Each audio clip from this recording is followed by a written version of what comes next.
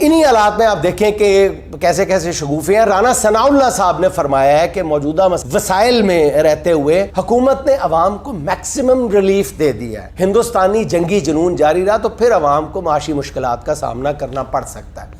حضور والا رانا ثناءاللہ صاحب دا گریٹ. عوام کی جو حالت کا اندازہ اگر آپ واقعی لگانا چاہتے ہیں نا تو صرف ایک چکر فیصل آباد کے کسی بازار کا لگا کے دیکھ لیں. عوام کو آپ کیوں یہ گھما پھرا کے باتیں کرتے ہیں کہ مزید مشکلات اور یہ اور وہ؟ صاف صاف کہیں کہ معاملات آپ سے نہیں چل رہے, اکانومی آپ سے نہیں سنبھل رہی. اب صاف صاف بتائیں کہ ہمارے پاس عوام کے دکھوں کا کوئی مرہم نہیں ہے.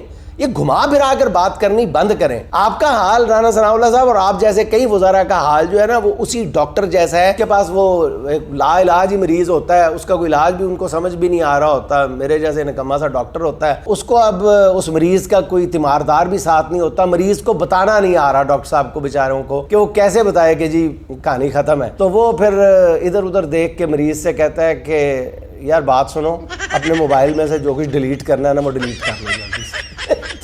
آپ بھی حضور والا آپ بیچاری عوام کو بتا دیں کہ جو ڈیلیٹ کرنا ہے کر لیں اپنے موبائل میں سے.